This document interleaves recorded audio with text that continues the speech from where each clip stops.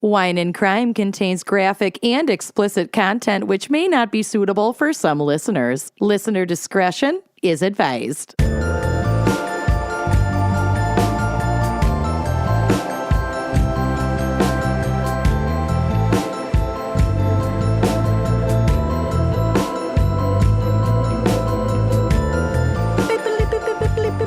This just in! Update on our Minnesota live show! Oh, yes. The show will go on, people. We are so excited to see you on Friday, August 12th, 2022 in St. Paul. Indeed, and this will be a show unlike any other you've seen before. And due to the adorable parasite growing inside of our fair Kenyon, she is on bed rest and instructed not to travel. But fear not! Lucy and I have concocted an alternative variety show that will put vaudeville back on the map, with special appearances by some of our favorite friends. And purse burgers. Tickets are still available, but they are going fast. So get yours immediately at wineandcrimepodcast.com. And now, on to the show. You are listening to Wine and Crime, the podcast where three friends chug wine, chat true crime, and unleash their worst Minnesotan accents. And struggle! And just vent to you about how hard life is lately. You guys, why? Right when we think we're reaching like a bright spot, something happens. Yup. We've had a lot of health issues going on, and we're just pushing through. Kenyon and I are just going to move into a hospital. I texted her this the other day. I was like, what are we trying to prove? Let's just go into hospice care. We literally had a few days where it was like, Amanda's in the ER. I'm in the ER. Amanda might have to go to the ER. I might have to go to the ER. Like, I'm just like, and Lucy's like, I can record whatever. I have to go to this block party, but then I'm free. I remember being able to go do things. I got to hold a parrot at the block party. What? Okay. His name was Smokey. Smokey. That sounds nice. It was nice. Sorry. It's gonna be okay. I sent all of our group, including Scott and Blortney, a meme or just a tweet of someone being like, I know that seasonal affective disorder is supposed to be in the winter, but this summer has been like, by the people who brought you seasonal depression, flamin' hot seasonal depression. Yeah, it's 104 here today. Yeah, it's really fucking hot here. I have gone outside like twice to let the dog out and then immediately brought her back inside. Yeah, the air is like soup here, and then every night it thunderstorms and the dog freaks out. I wish we had any rain in the Midwest right now. Anyway, everything's trash. Everything's who trash. are we? Sorry, we're ranting. I'm Kenyon, I think, still. Woo. I'm the husk of Kenyon. Yeah. I'm Lucy. I'm doing okay. Yep. Everything's relative. You're doing great. Yeah, you're thriving. I'm Amanda, and I can't look at a screen too long or I get a vertigo episode. So let's do it! Woo! All right. Woo! Well, we have a very special fan pick this week brought to you by Megan Macaroni. No. Yeah. Wait. Might be macaron. Biblical Might be given macaron. name? We're going No, with macaroni. It's macaroni. I'm going with macaroni because I want mac and cheese with chicken nuggets on the side. Yeah. you know, I'm not a big mac and cheese gal. Wow. Bold. Yeah, that's I a know. hot take. Once every 6 years, I'll crave like a bowl of Kraft macaroni and cheese, and that's this about it. Friendship and this business have survived a lot. This might be it. Yeah. You don't like mac and cheese? I didn't have it much growing up. My mom, we never really had it in the house. I didn't either. She didn't make it, so it wasn't, I think it has to be embedded in your child's psyche to really. I had it all the time. Mm-hmm. And not because my mom only cooked me mac and cheese. It's just that was your my mom favorite. is a great cook. Yeah, it just depends on, I don't know, sometimes it just like happens that way. I don't know. Yeah. God bless. All right. Well, that's Anyway, Doesn't matter. Okay, 15 Megan minutes Macaroni. into the show. fine. Not a fan of mac and cheese. Okay. I don't get the hype God. with butterflies. Oh my I God. wish them KFC well. delivers, so I could totally get chicken nuggets I- and mac and cheese. I This is recognize that both butterflies and mac and cheese are crucial parts of our ecosystem. amazing. Right. Right. Our biomes. Yeah. Yes. They are. So, Megan has selected Megan mac and cheese. the topic of Pennsylvania crimes. I'm living for it. I just love it. Yeah, there's some good ones. It's a big state, and there are a lot of crazy folks who live there. Yep. Mm-hmm. Big fan. Yeah. And Amanda has some familial ties. Yes. The unsinkable Helen lived in State College and then Pleasant Gap for many, many moons. Mm-hmm. Oh, I'm going to look up where these are. They're lovely places. Mm-hmm. And yeah, I love Philadelphia. I Yeah. fly in and out of there frequently to go to New Jersey. How do you feel about Pittsburgh? It sounds like what fine. Dr. Oz says on the campaign trail. Oh, I love Philadelphia. And their I fly airport. in and out of there frequently to go to New my home in Jersey. New Jersey. Yep, pretty much. Pretty much. So he's running for Congress in Philadelphia. He's or running for something? Senate in I Pennsylvania, can't. and he doesn't live in Pennsylvania. Yep. Which, has definitely happened before, but usually Right. people at least make a cursory property buy to Right. do, Dr. Oz is a lunatic. Oh, Yeah. an absolute Looney Tune. yeah. We need Dr. Nandy Yes. to No. run in Philadelphia. In Pennsylvania. He might as I- well. He lives in Detroit, but he Yeah. could run for Senate in Pennsylvania, There are no I apparently. would vote for him. Mm-mm. Anyway, okay, so Pennsylvania crimes. Amanda, I'm sure that you are just Itching to drink. itching to drink with vertigo and COVID, but Yep. what's our wine crime pairing for Pennsylvania crimes? It's great. So I actually am not drinking. What a shock. But I looked up the most popular wine varietal in Pennsylvania. In terms of consumption or growing it? I think it's both, actually. Oh. So this thing I found online says the folks in the Keystone State like a bright, acidic Pinot Grigio at the end of the day. Would it surprise you that the Keystone State is the 5th largest grape grower in the United States and has more than 300 wineries? Okay. Pennsylvania has Pennsylvania wine country, which actually really doesn't surprise me because the terroir is kind of perfect for it. You have some coastal elements for sure, or at least proximity to the ocean. There's a lot of beautiful lakes. And then you get this fantastic mountainous, Yeah, rolling hills, this rocky soil. It's Valleys. actually, yeah. Parts I of mean, it Pennsylvania obviously- are so beautiful. Oh my God, Pennsylvania's fucking gorgeous. It's insane. Obviously, it gets cold in the winter, so it doesn't have that year-round temperate climate that, say, California and the Pacific Northwest have. But they clearly can grow some awesome grapes, and Pinot Grigio does really well in cooler climates. So this actually makes a whole lot of sense. Cool. Pinot Grigio, or Pinot Gris, is one of the most popular grapes grown across the state. And I went ahead and didn't pick a Pennsylvania specific Pinot Grigio because I wanted to get something or pick something to pair today that more people could get across the country. So I just did some research on some affordable but very highly rated Pinot Grigios and found Santa Margherita Pinot Grigio. Those are two of my favorite things. I know, Santa and margaritas. yeah. Yeah. They're amazing. I love it. It's a popper, which I will not be doing. So just imagine the pop. Okay.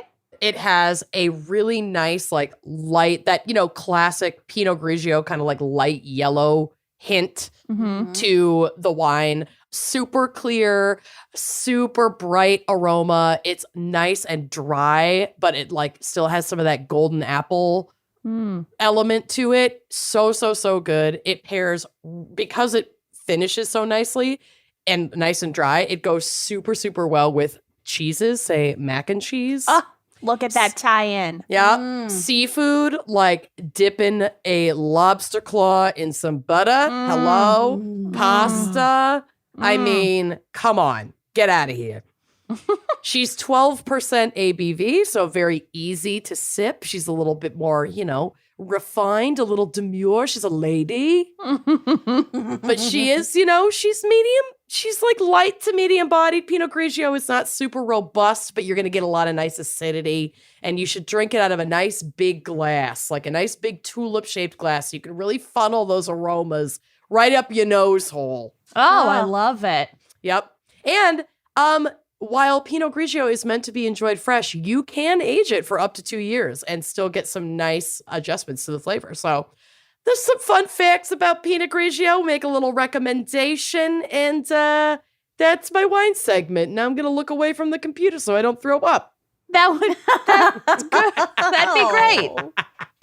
That would be great. Good for you. I'm doing good. Nice pop, everybody. Nice. I hope you're Pennsylvania all pop. doing better than we are. Oh my God, it wouldn't be hard. All right. Nice pap. Lucy, what is our background and maybe psych for Pennsylvania crimes? No psych. So I got Amanda's favorite little noise here. It's so gentle. The steak ribs. So I feel like we just did a state, and I was kind of tired of my normal state. We did New Jersey Stuff. recently. Yep, we did. Yeah, and it's kind of close to Pennsylvania, so Oh yeah. I went a They're little bit. neighbors. I went a little bit different direction.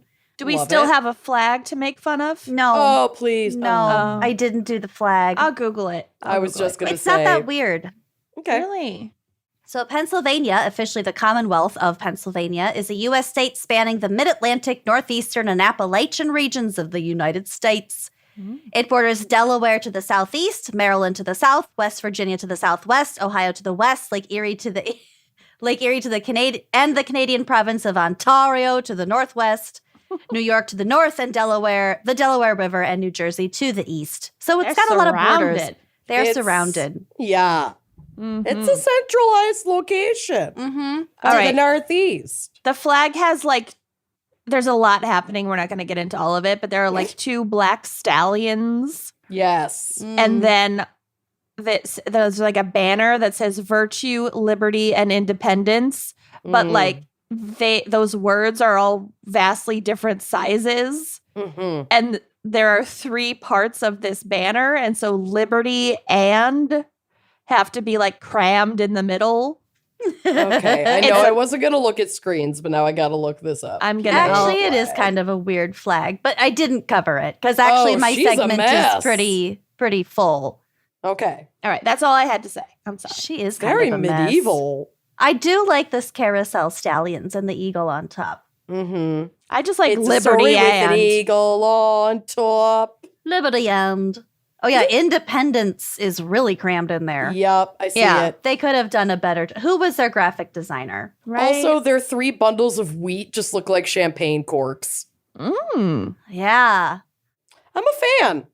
Oh, it could Yeah, be worse. suck it. You weren't gonna do a flag. Well, you just did one. Technically, Kenyon just did one. You're right. We're helping. Yeah, appreciate you. You're welcome. So despite being the 33rd largest state by area, it's the 5th most populous with over 13 million residents. So 5th most, what'd you say? Biggest wine producer Sure. Yeah, 5th in the state. in the country. In the country. And Yep. it's also the 5th most populous. Cool. Look at that. Coming in number 5. So our fan picker wanted me to cover NEPA crimes, which would be Northeast Pennsylvania crimes. But Okay, I was, that was a deeply confused. National Environmental Protection Act crimes. Love. yeah. But I thought that was a little bit specific, so we just went Yeah. with Pennsylvania crimes. Okay. But they did want me to tell you about the accent and the specific like language of Pennsylvania. It's very specifically odd. Northeast. Oh yeah. It's called, I don't like this word. In some circles, it's called Hainabonics, but I don't like that word because it probably stems from Ebonics, which is not a great word to use. So I'm going to call it Hainaphonics. Okay. Because Hooked that's on Hainaphonics. what it should have been called in the first place. Cool. All right. Also important to note that this isn't like a real thing. Like that word, it's based on a skit by a comedy group called One Laugh at Least. Okay. So, Hainaphonics. Here's a couple lessons that I learned from this One Laugh at Least skit. So, the first thing that you need to know is that consolidation is key. So, instead of saying, have you eaten yet? No, have you? You say, Jeet? No, Jew? Jew? All No, I Jew. want to do is rewatch Mayor of Easttown now. I know. Oh, yeah. But I don't know if I ever confessed this on the show, but I definitely watched every episode of Mayor of Easttown by myself first. And then Zach was like, hey, do you want to watch this show? And I was like, yeah, I haven't seen it. Oh my God, I'd love to. Let's watch together. Don't watch without me. Honestly, the scene with the really shocking DEATH. Oh Yeah. my God. I- Why are you spelling it? It's a murder podcast. It's, well, I didn't want to give it away for those who can't spell. Oh my God. I won't say who, D-I-E-D. For all of our Oh my God. child listeners who don't want Mayor of Easttown spoilers. This isn't a TikTok video. You can just say death. Unalived. God. I love it. I love that Jeet. show. I watched it twice, but Yeah. the, Oh, yeah. but the Same. accents are so I can't get a grasp on them. But it's my job in this segment to help us get a grasp on the dialect. Okay. Yeah. So, Jeet, no, Jew. Jeet. Instead of saying several, you say couple two tree. Like couple 2 or 3. Yeah, couple Okay. two tree. Couple Okay. two tree beers. All right. I had a couple 2-3 beers. I feel like they say that in Wisconsin too. I feel like Yeah. there's kind of a lot of overlap with like upper Midwest. Mm-hmm. Yeah. Totally. It definitely has its own flavor, but a lot of it sort of gave upper Midwest vibes. Okay. Instead of saying, I'm going to the store, say, I'm going to the store. Okay. Ta-da. Ta-da. Ta-da. Going Okay, to the okay. store. I was like, that sounded the same to me. Got it. Okay. Plural you is use. Use guys. All right. So that's different. We don't have that. Different. Use. That's different. There is a photo on the drive, which will be on the blog, of some NEPA conjugations. Mm. So, for example, I is, we is, Eyes, wheeze. use, Use. he, Uses. she, it is day is. Wow. Yeah, I don't know. There's some conjugation. Okay. And then where we get Haina from, Haina, Heyna, loosely translates to, isn't that right? It's like an invitation for affirmation. So on a day like today, one might say, hot outside, Haina. Oh, so kind of like in it. Yeah, Yeah. in it. England. Yep. Hot outside, Oh. Haina. I don't know. I don't get it. I'm just reporting. Weird. Okay. In 2014, Slate dubbed Pennsylvania, quote, the most linguistically rich state in the country. Wow. Big words. High praise. Yeah. This is from the article. Pennsylvania, in case yins didn't know, is a regional dialect hotbed, nonpareil.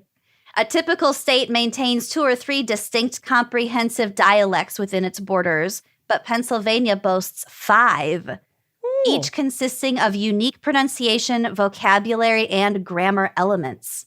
Of course, 3 of the 5 kind of get the shaft, so sorry, Erie, and no offense, Pennsylvania Dutch country. Oh my God, I love Pennsylvania Dutch. It's Great chairs. bizarre. Oh, gorgeous. Great fudge. Mm-hmm. Because by far the most widely recognized Pennsylvania regional dialect are those associated with Philadelphia and Pittsburgh. Mm-hmm. The Philadelphia dialect features a focused avoidance of the TH sound, the swallowing of the L in lots of words, and wooder instead of water, Oh, yeah. among a zillion other things. So in Pittsburgh, it's downtown for downtown, and words like nebby and jagoff and yins. What the fuck is nebby? What is nebby? I didn't get the nebby. I think I could piece jagoff together. Yeah. Jagoff is pretty clear. That one's clear to me. Nebby means rudely inquisitive or meddlesome. Okay. Okay. I wonder Like if it a- comes from nebbishy. Because that's like a Yiddish word for like a dork, basically. Maybe. Yeah. Or something, or like nag or something. Yeah. So yins, jagoff, and nebby are known as the holy trinity of iconic Pittsburgh words. You jagoff. Jagoff. It's like jack off, right? Like you asshole. Yeah, it's gotta be. Yeah, jagweed. Jagweed is I love jagweed. jagweed. That's a really good one. According to Barbara Johnstone, a professor of English and linguistics at Carnegie Mellon University, says migration patterns and She goes to the Johns Hopkins of tones. Johnstone. Oh, Johnstone. Yes. Cut it. She's No, got COVID. keep She it. doesn't know what she said. She knows not what she said. She's Keep delirious. it. I can hear your laughter. I know you're supporting me. Keep dancing, Tinkerbell. It's very, well, I'll get to it. So It's a big old rectangle it's a big rectangle. with teats. With a dick. Yeah. A horizontal dialect boundary that roughly traces Interstate 80 spans the entire length of the state. So it's bisected horizontally. The speech and vocabulary of those living north of that line of demarcation, she says, were influenced by those who migrated into the U.S. through Boston, mainly through the south of England. Whereas the people in the rest of Pennsylvania below that tended to come to the U.S. from northern England and arrived in Philadelphia and other places along the Delaware Valley. They came from northern England and Scotland and northern Ireland. So just because of the accessibility of both Pittsburgh and Pennsylvania, the routes that that migrants took to get to each of these cities were different. So and like that the time of their emigration. So like people who came earlier were mostly from this part of England, and then they came a couple decades later and they were from that part of England. So they're all going to talk Possibly. different. Yeah, just depending on where they're coming from affects how they get to their destination, and then therefore which destination they actually end up in. So those living north of I-80 have historically used different words for certain things than those living in the southern half of Pennsylvania. So, for example, a pail versus a bucket. And the pronunciation of various vowel sounds north of the boundary doesn't align with how those vowels are pronounced in other parts of the state. So the word rot can sound to south of I-80 ears like rat, or bus sounds like boss. Weird. Yeah. The other day, my mom asked if I had bought any nookies. Oh, And I like was- pacifiers? Yeah, and I had no idea what she was saying. Oh, we called them nookies.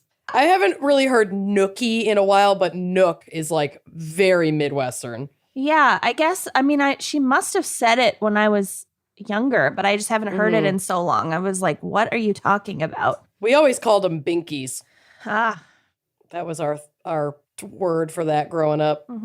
Yeah, we called them nookies, and that's why I thought that Fred Durst song was funny. I did it all for the nookie. The nookie! The nookie! Come on! Holy shit.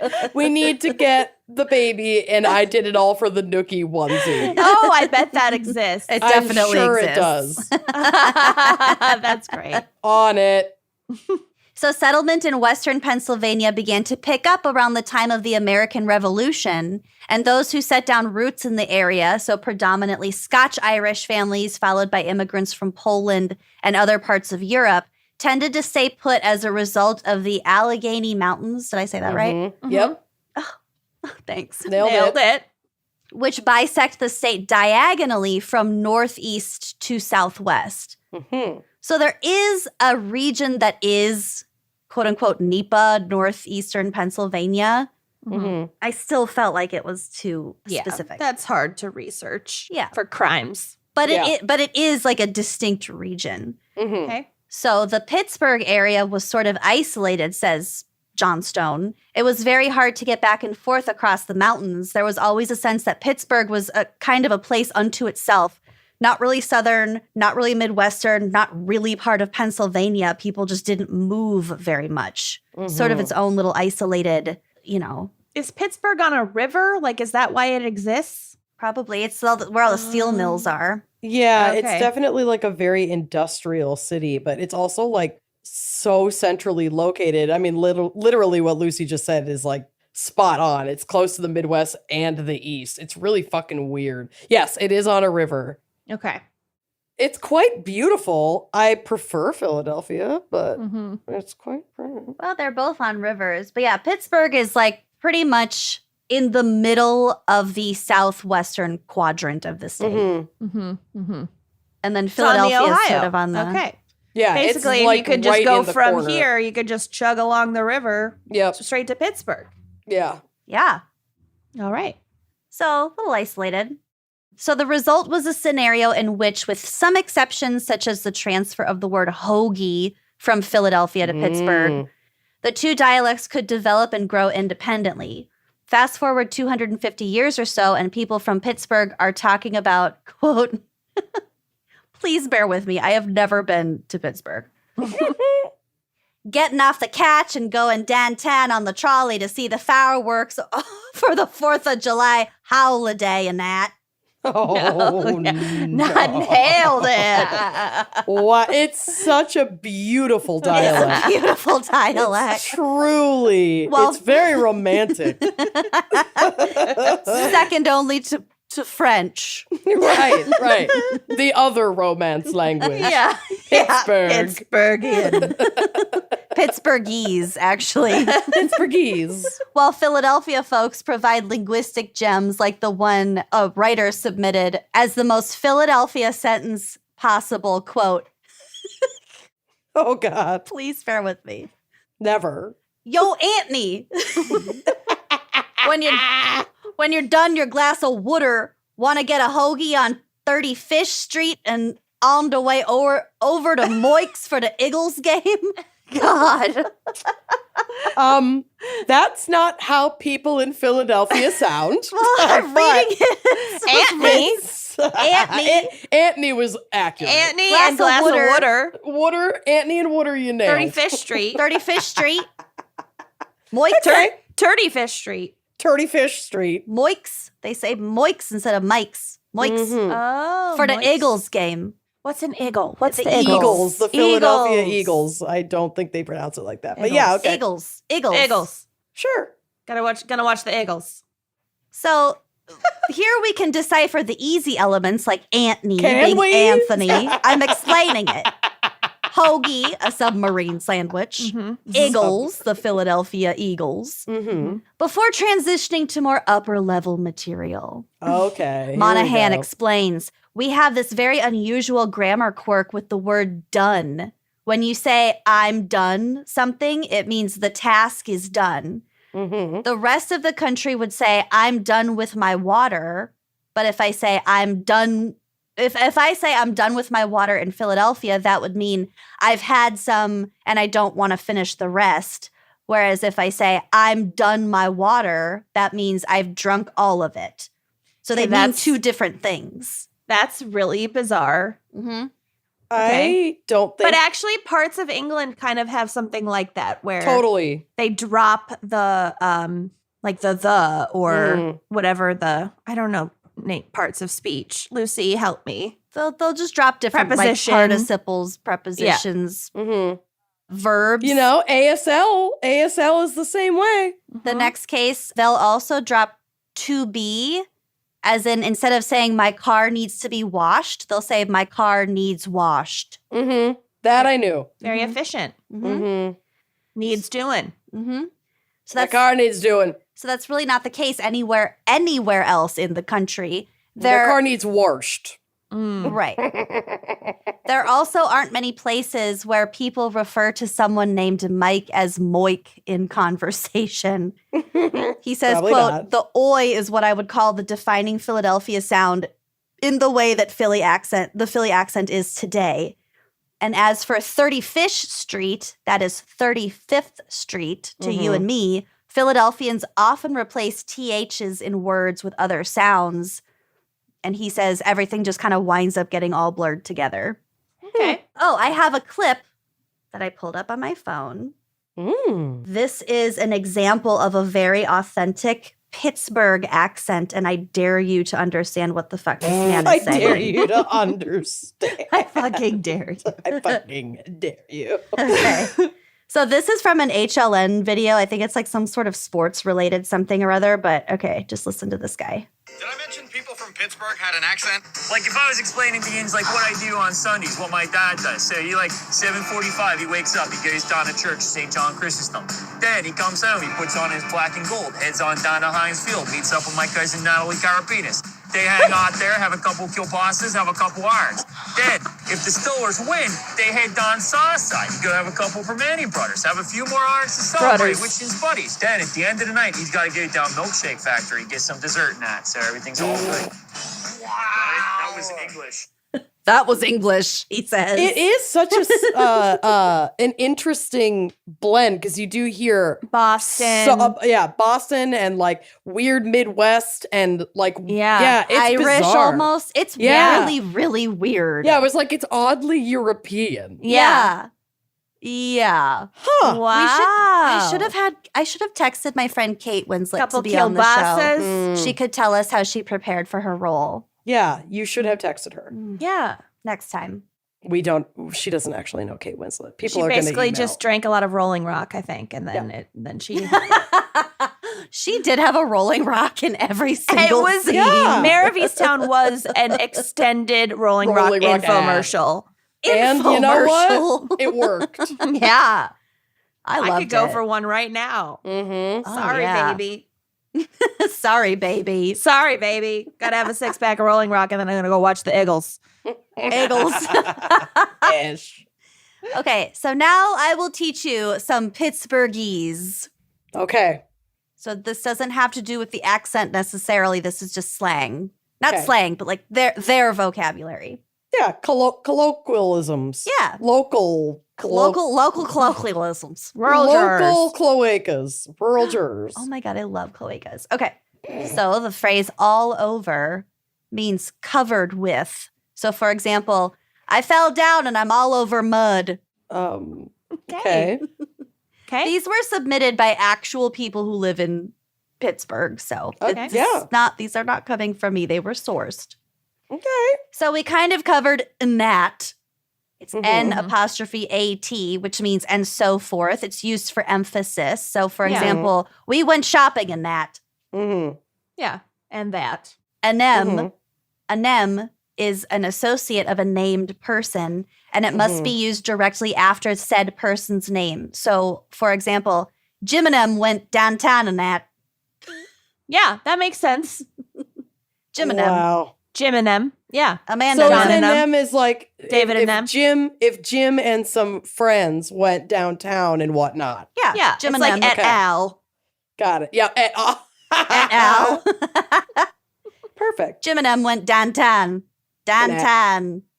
Downtown and that. Downtown and that. So yins means you two are. So this is a second person plural. So for example, yins are a cute couple. God, I think hate it that. can be All more right. than two. I think it can be more than two. It's sort of like y'all. Mm. Right. I don't know that it has to be two specifically. Yins. Mhm. Mm-hmm. Conversely, jins translates to did you guys. So jins hear what I just said. Oof. I know. Oh, I don't. okay. This is hurting. I know. me. It So hurt- it's not. It's not the intuitive. Didya It's plus not the intuitive. you. It's not intuitive. all. I have to think really hard about this to translate it. Yeah. Well, I appreciate the complexity. I just am not well enough for this today. it's linguistically, it's vibrant. It is Mhm. its own. This is what happens with all languages. I mean, this Yep. is Mhm. linguistics. Yeah. I mean, someone out there is in the same pain I'm in having OPE explained to them, so Right. I get it. Yeah, we have Different. plenty of these. Oh, Interesting. Oh, it's just O and oops combined. Yeah, but it's so versatile. It's It is so versatile. versatile. My and God, you can use it in any situation. You really Right. can. I'm putting But open also my you vows. can misuse it. And then it's real uncomfortable. It's Yeah, when not embarrassing. great. it's I'm, about to read my vows. I'm going to say that at my wedding. And my other favorite thing to explain to people is the difference between, oh, yeah, no, and no, yeah, no. Because those are two very different no. expressions. Oh, no, yeah. no. No, yeah. No, yeah, no, yeah. Yeah, no, yeah. Yeah, no. No. And we know no. we can Completely follow different. it exactly. And sometimes, the string really It goes makes a on for a difference. while. Oh, yeah, it does. Oh, And no, I could no, not yeah. sit down and yeah, explain no. it, but I could understand it and do it Oh, no, yeah. for without sure. any problem. It's very Yeah. contextual. Extremely contextual. No, yeah. No, yeah. Oh, yeah. Yeah. Also, the No, yeah. Midwest, it's like a very melodic dialect. Your tone makes a big It's tonal. difference. Oh. It's Very both tonal. nasal and tonal. Oh, yeah. Oh, yeah. Oh, geez, yeah. Okay, moving on. Our next vocab word is KK. KK means That's too close to the one with the third K. KK means KDKA, which is Pittsburgh's first radio station. Oh. So everyone okay. listens to KK. KK is the only station I listen to. So it's them just shortening KDKA. Yeah, Yeah. KK. KK. KK. All right. So they Efficient. instead of just, they say jest. Just one of those things. Okay. I just listen to KK. Mm-hmm. People use the word once sort of weirdly. So Pittsburgh folks tend to do things, quote, once. So for example, I'm going down to the basement once. Okay, so Weird. in this context, is it like I'm going down and I don't want to make another trip, or is it like I'm going down real quick? Like Me I'm going neither? down real quick. It's one event. I'm going next door once. Okay. I'm going upstairs once. Like, Okay. yeah, like it just Mhm. happened. All right. Got it. Weird. My mom says this next one, so you'll both be familiar. Pert near means almost. So it pert near killed him. I have never heard your mom say that, but I she love says it a lot. Pert near. Wrecked him. My- Bert near killed him. Yeah.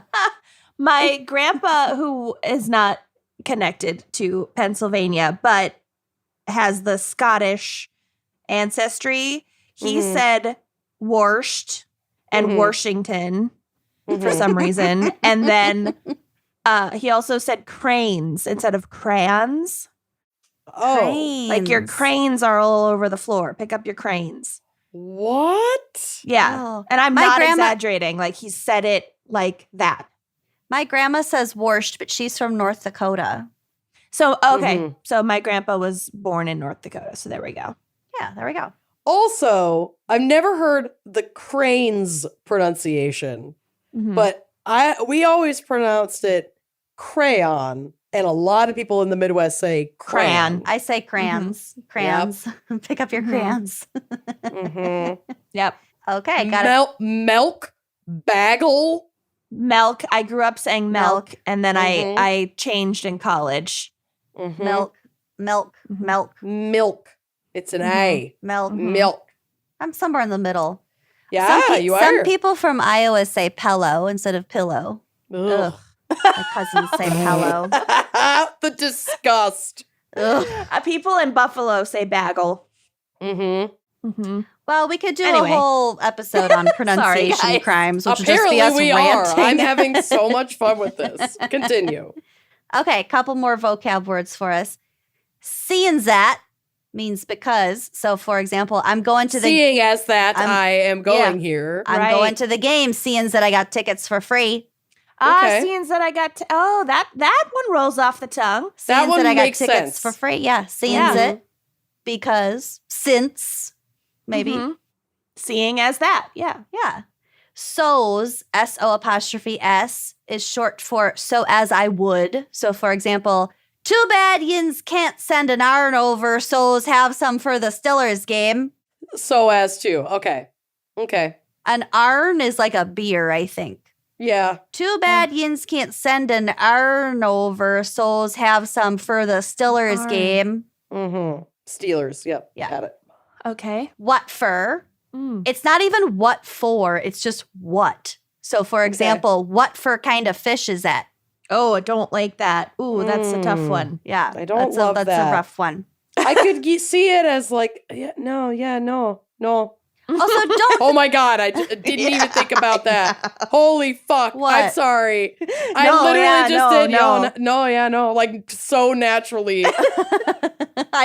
It was so natural. I did not know what you were I reacting was not to. even I was putting like, what that on. happened? It just slipped on. Yeah, no, Wow. yeah, it happens. Yeah, No, Yeah, yeah, no, no, yeah. no. Yeah. Yeah, don't get that one. Yeah. No. So instead of exactly, people say exactly. Mm-hmm. Jens know exactly what I mean. Exactly. Exactly. Exactly, Dr. Phil. Exactly.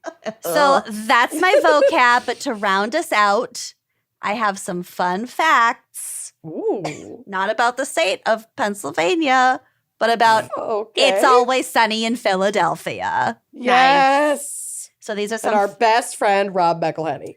who we met in Austin last month. I will put that photo on the drive. It'll be on the For blog. 25 Yes. seconds. Oh, I got Which the Amanda was zoomies. like, it couldn't have been more than 10 minutes. I was like, I honey. said 5 minutes. Okay, but 5 still. minutes. It's like, it was 30 seconds at the most. Well, time slowed down. Time stood still in that moment of love.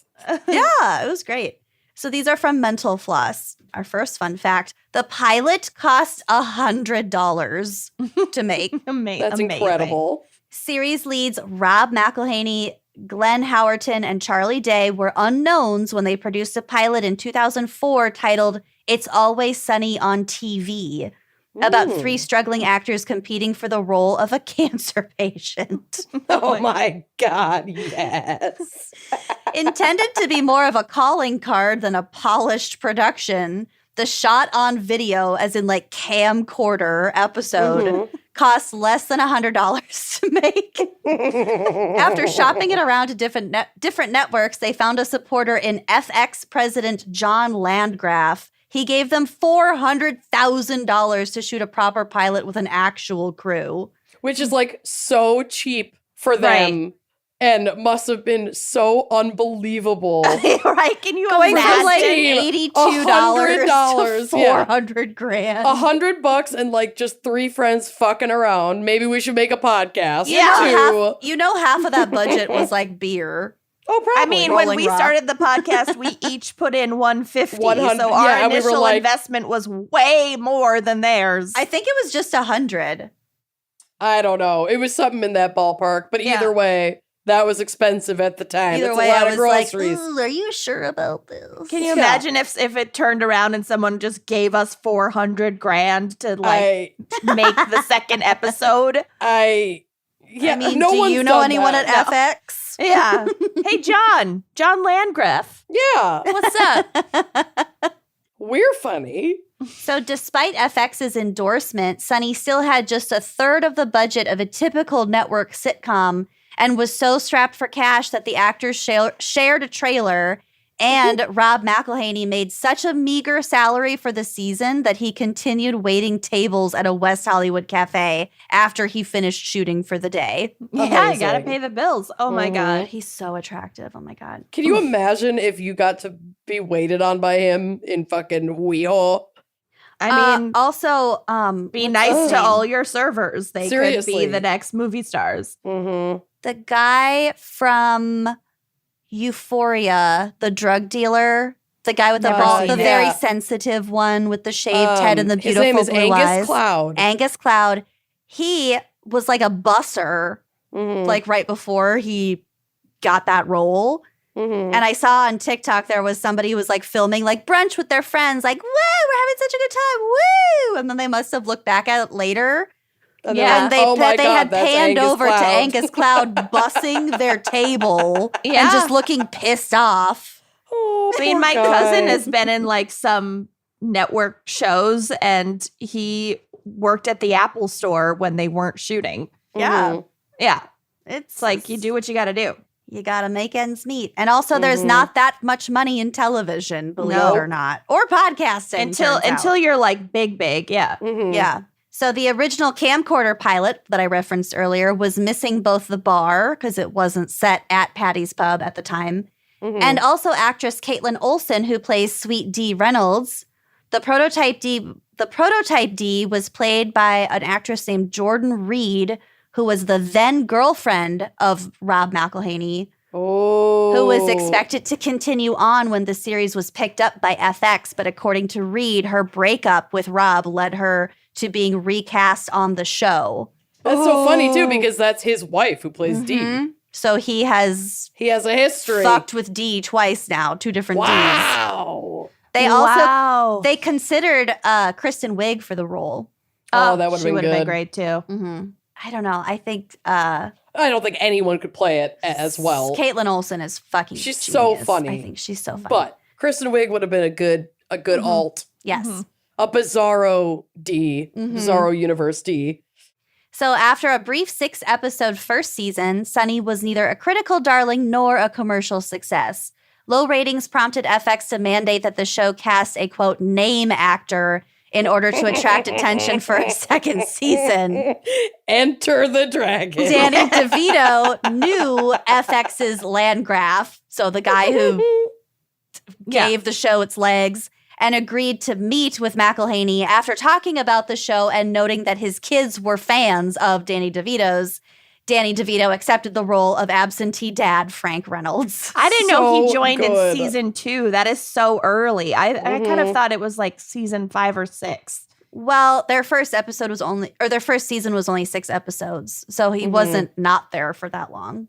Yeah, I know. That's what I'm saying. I thought that there was more time before Danny DeVito joined. That's like wild. I thought you were saying the opposite. Yeah. I love that he was just like, yeah, I'll you do son it. of a bitch, I'm in. Yeah, exactly. And he's Danny fucking DeVito. Yeah, he doesn't ever have to work again He's day a in his life. household name. Yeah, he's Matilda's Yeah, he's just doing it as like a hobby at this point. Yeah, it's wild. So while DeVito provided a stay of execution, the ratings were still mediocre. It wasn't until FX released episodes on DVD and on Hulu that people were able to sample the series, leading to the show becoming one of the service's most watched offerings. Demand for reruns eventually grew so popular that Comedy Central shelled out $33 million for the rights to their back catalog, basically. Yeah, it's a show that, like, you have to basically be high with your friends binge watching And then it's to enjoy so it. fucking funny. Yeah, and then it's amazing, but it's not like a once a week you tune in for No. the plot show. So that makes it's a like binge perfect thing. sense. Yeah. As regular Sunny viewers are aware, the normally fit Rob McElhenney decided to cultivate 50 pounds of mass for the show's 7th season as a response to his theory that everyone on television gets progressively better looking. Steve Carell. There's a picture on the drive of Fat Mac. I love Fat Mac so much. He ate 5,000 calories a day, which, like, not hard. Who doesn't? Right? I'm like, okay. Yeah, and what did he eat at night? Yeah. Also, this part, I didn't come up with that joke. what was his night lunch? Most of the 5,000 calories was from nutritionally viable sources like chicken and vegetables, some of it from ice cream to achieve his smooth, seal-like appearance. Okay. McElhenney's original idea, however, was to have the entire cast add bulk while Danny DeVito would lose a dramatic amount of weight. I'm sure Danny DeVito was like, nah. Yeah, nobody else was on board with the plan, so he just did it by himself. I love it. Oh my God. Okay, I love this fun fact. Betraying his wholesome The Wonder Years roots, actor-director Fred Savage has directed several episodes of Sunny. He's also listed as a producer. Savage sought out work. He himself sought out work on the show, as he told NPR, because he saw, quote, his own worst qualities in the characters. It's like, hey, I'm also an asshole. I need to get in on this. Meanwhile, McElhenney hired him because he, quote, needed to know if he really loved Becky Slater or if it was just Winnie all the way. Yeah. Obviously, Winnie. Winnie Cooper. Did we know that Rob McElhenney and Caitlin Olsen own an actual bar in Philadelphia, which is called Mac's Tavern? Wow. Mm-hmm. There's also a real green man. Yes. Charlie Day told Vice in 2010 that his character's habit of dressing in a green Lycra bodysuit for sporting events was inspired by a friend of McElhenney's who did the same thing for Iggles games. Yes. Okay, I love that. All right. I want to be the new green man. 2 more, and I saved my favorites for last. There is a Russian adaptation called It's Always Sunny in Moscow.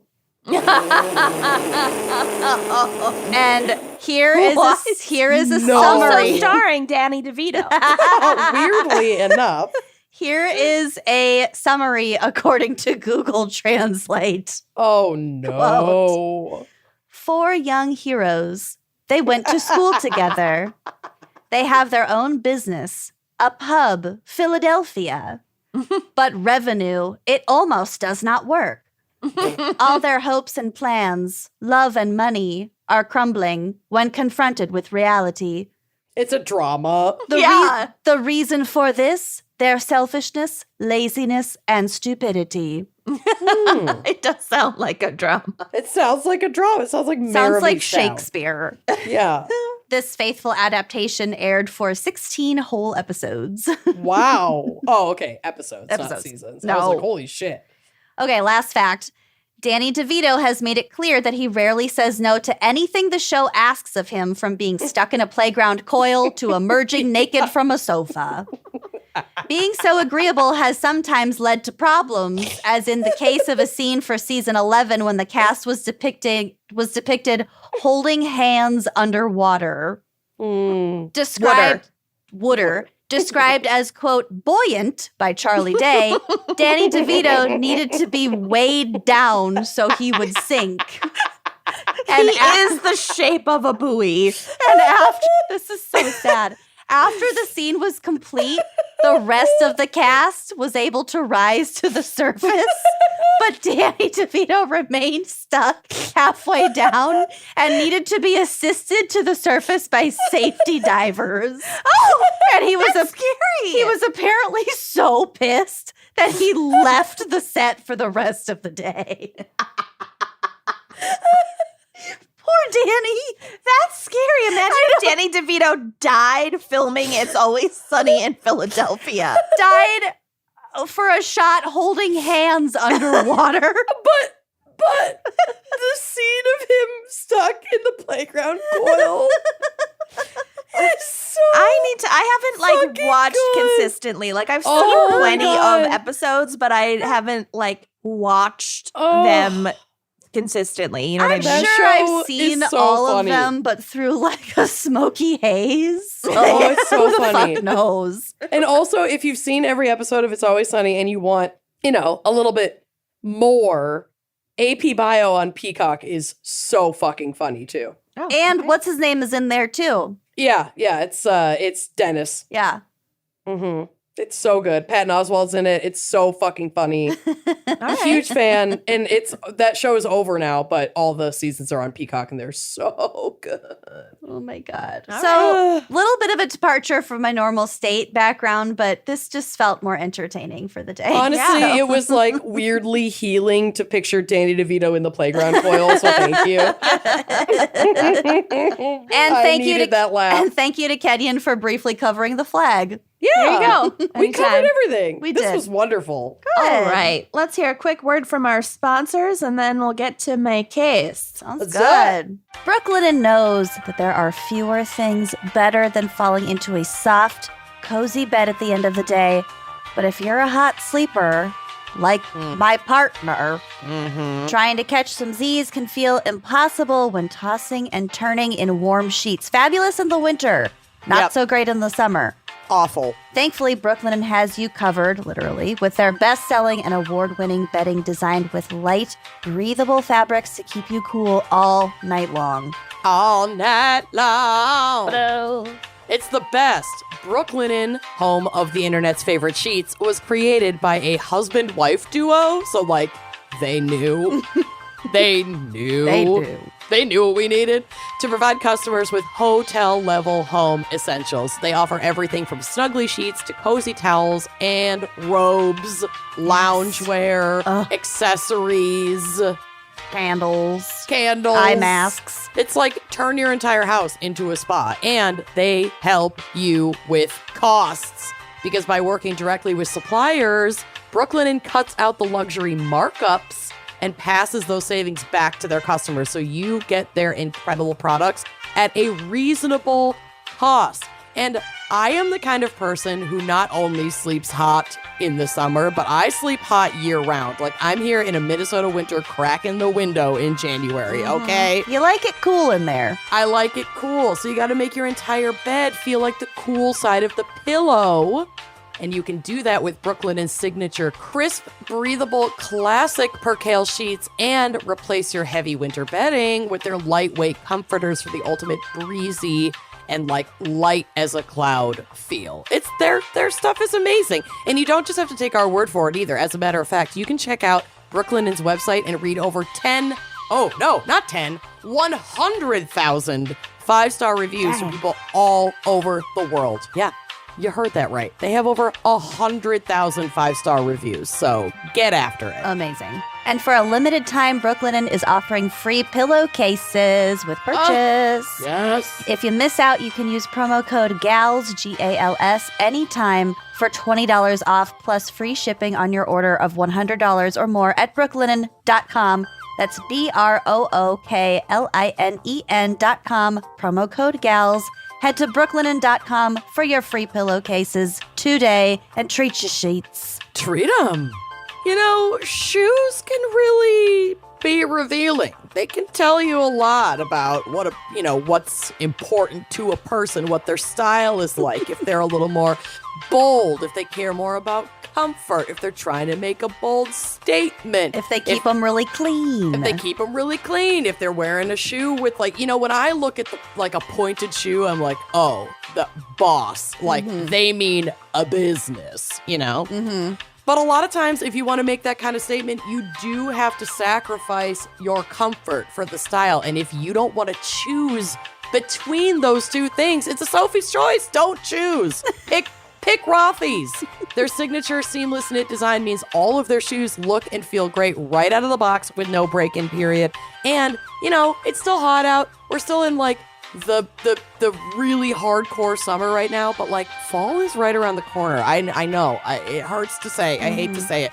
But transitioning from summer to fall is so much easier with Rothy's. There are so many colors that work season after season. It's just a no-brainer. We've talked about Rothy's a lot. Ad nauseum. But you have to understand how comfortable they are. They're It's unreal. They're made with recycled plastic water bottles, so you're helping the planet. You're repurposing garbage, basically. But that also makes them so easy to wash. Yeah. You just throw them in your washing machine when they get a little stanky. And that also means you don't have to be afraid to wear them out in the rain. Yeah. I wear my Rothy's almost every single time I leave the house. They are absolutely my traveling shoes. They're just, and you would be shocked at how soft and just durable, but also soft the fabric is, given that it's made out of plastic.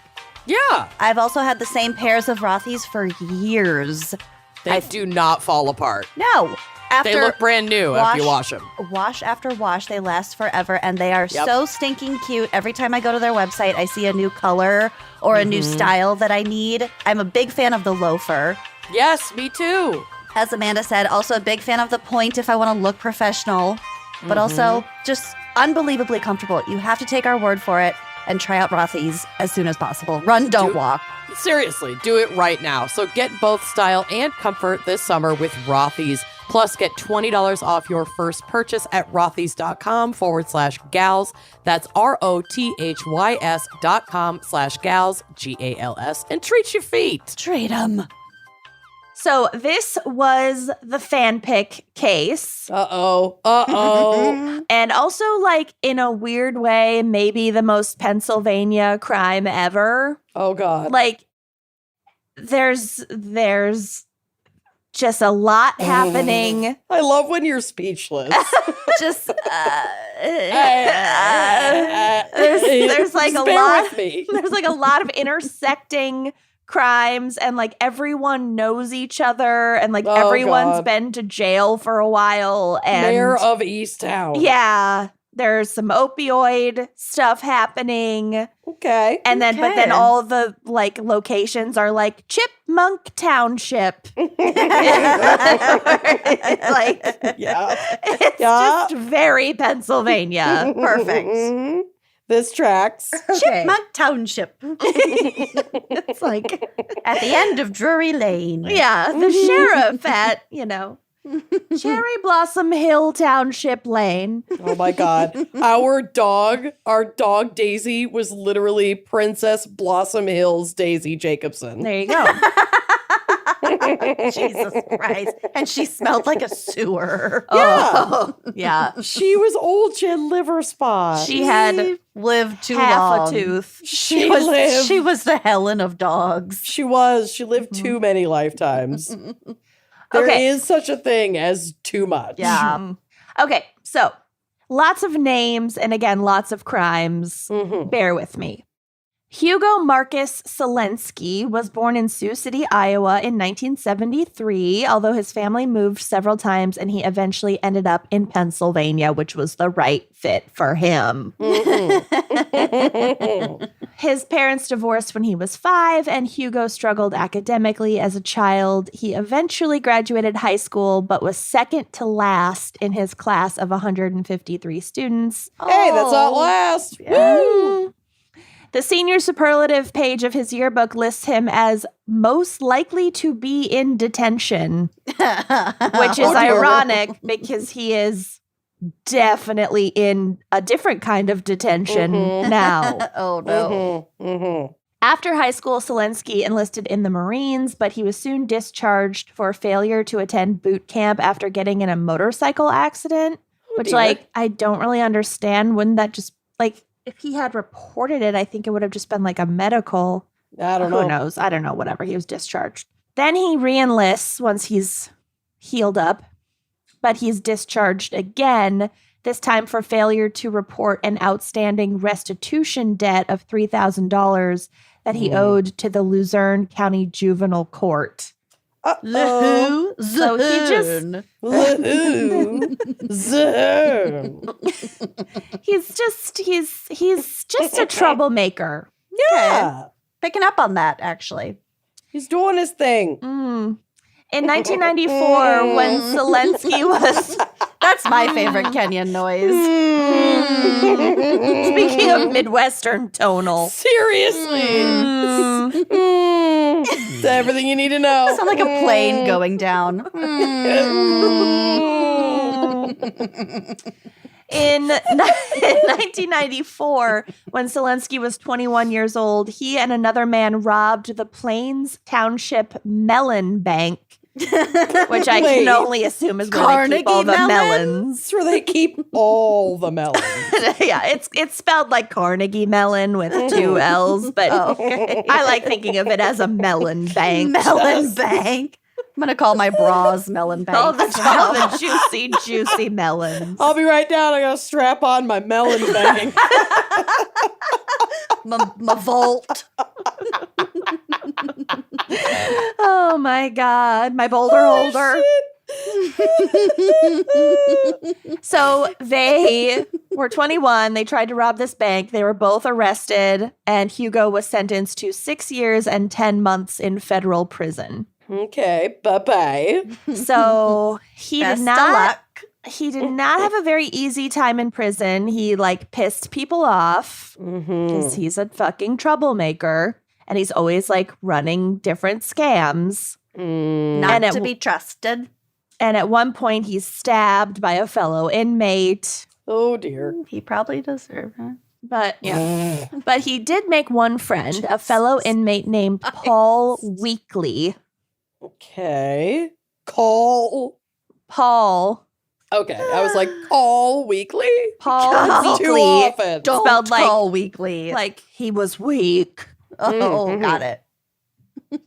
And after serving, I think, his full sentence, Hugo was released from prison in 2001 after the bank robbery sentence. Okay. A year later, his buddy Paul Weekly was also released and went to live with Hugo Selensky at his home in Kingston Township. And this is where Hugo had moved in after he got out of prison and met a new girlfriend and was released. So also during all this time with the Marines and the bank robbing and the jail, somehow this and the that. And the other and that. thing. Jail Jailing it. yeah. Selensky also managed to father 3 daughters at this point. He but sired them. He sired them. God. The details are scarce about their mother/mothers. Oh, Lord. One of the daughters we will get to at the end, however. We'll Meg. circle back. It's the grossest fucking Disgusting. So disgusting, and I love it. Ugh. So only a couple months after the jailbirds, Selensky and Weekly are reunited, a local pharmacist named Michael Kurkowski went missing along with his girlfriend, Tammy Lynn Fassett. Isn't he Okay. from Monsters, Inc.? That's Mike Wazowski. That's Mike Wazowski. This is Michael Kurkowski. Okay. You didn't do your Keep it paperwork. straight. But this guy is probably the victim of a murder. So Yeah, we probably he shouldn't- is. Oh, Okay, sorry. But Thought he he was in also Monsters, Inc. Fucking sue me. he also Jesus had a Christ. troubled past. So Mike Wazowski did? Mike Wazowski, yeah, Okay. Michael Kurkowski, and his girlfriend, Tammy Lynn Fassett. It's important to note that Kurkowski had a recent history of being in trouble with the law himself. He had been charged with selling painkillers without a prescription to customers at his workplace, which is, Oh. That's just Not drug good. dealing. That's Yeah. just what we call drug dealing. Right. Okay. well, he was a pharmacist drug dealer. Oh, sure. And he he was worked- legit. Yeah. It was legit. And he worked at a pharmacy called the Medicine Shoppy. Yes. Oh, what I a love a shoppy. horrible name for a pharmacy. Uh-uh. It's to the point. He was then charged with involuntary manslaughter after one of these customers died of a drug overdose. Yup. Hmm. Yup. That'll do, pig. That'll do. So the timing of Kurkowski's disappearance was such that it was initially assumed that he'd gone on the lam, like with his girlfriend, to 'cause avoid this whole- facing these charges. Makes sense. And 12 days after his disappearance, he missed a sentencing hearing. So I think they didn't treat him like a missing person when Right. he They were went like, missing, he's skipping his trial, like skipping Right. bail or whatever. which harmed the investigation, slowed down the investigation, basically. Mm-hmm. However, on June 5th, 2003, so this is over a year after their disappearance, police arrived at Hugo Selensky's house to arrest him on charges of robbing a different but related man Melon Bank. of $40,000 and also scamming him out of $60,000 previously. And the victim of this theft and also the scam was Michael Kurkowski's father, Michael Kurkowski Sr. Oh. I believe what might have happened is that, and I read somewhere that this is like the working theory, that like Selensky went to Kurkowski's father and was like, hey, we're working on some like drug deals together and he's holding money for me and I need this amount of money. And Michael was disappeared and the father took this guy's word for it and gave him money that he was holding for his son.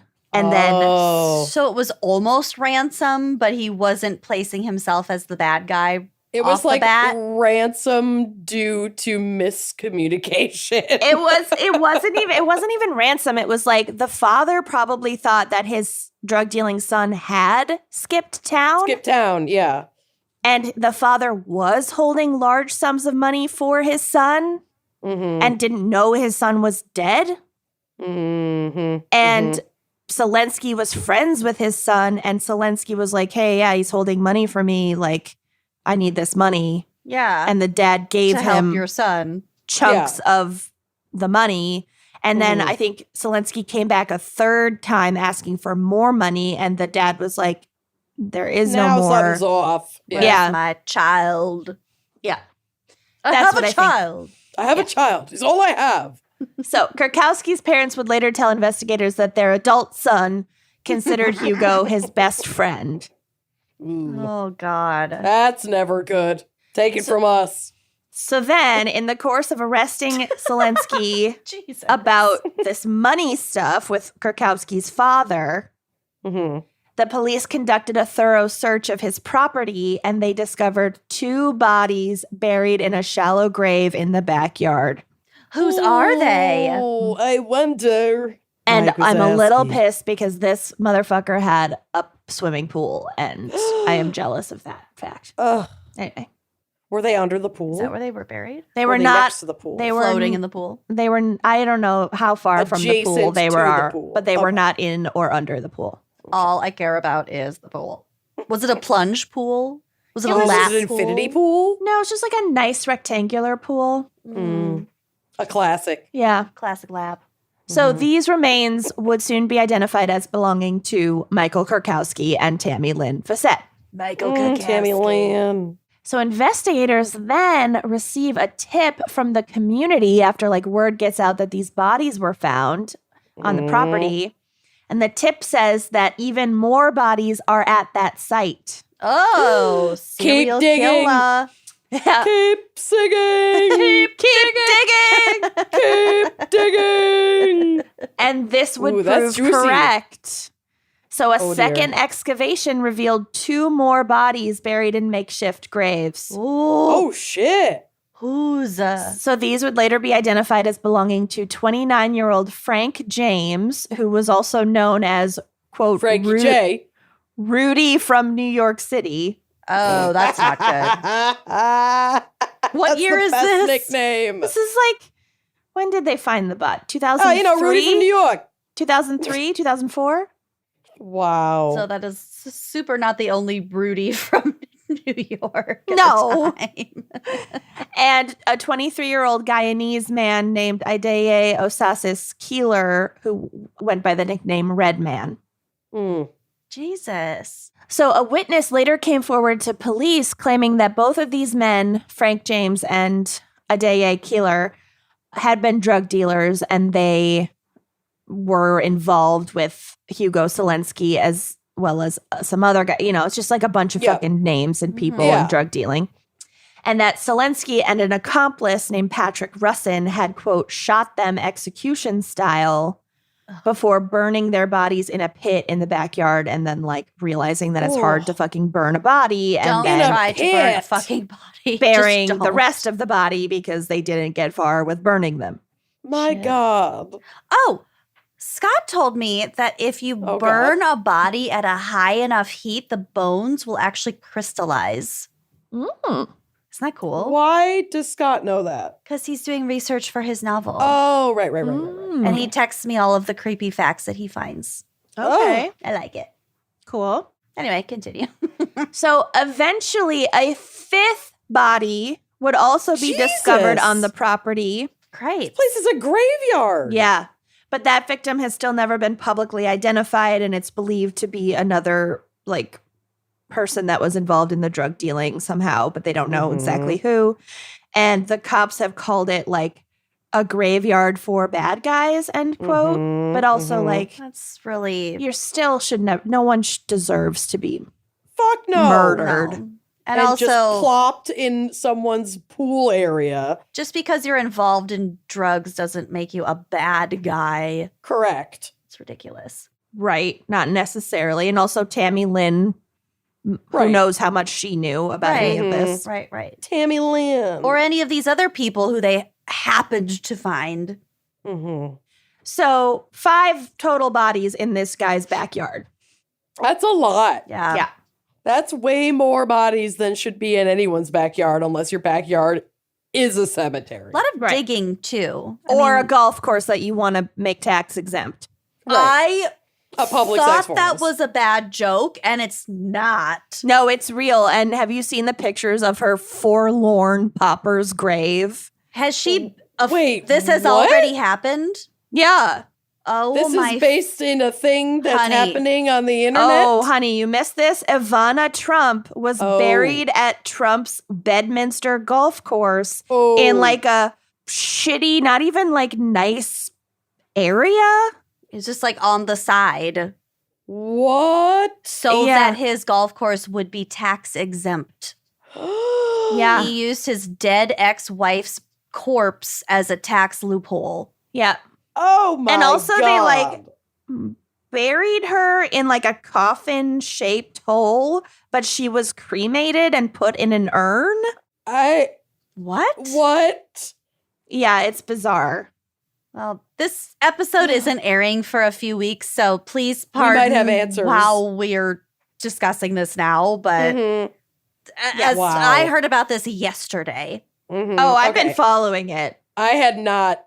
In my unwellness, I had not been up to speed on this. Yeah.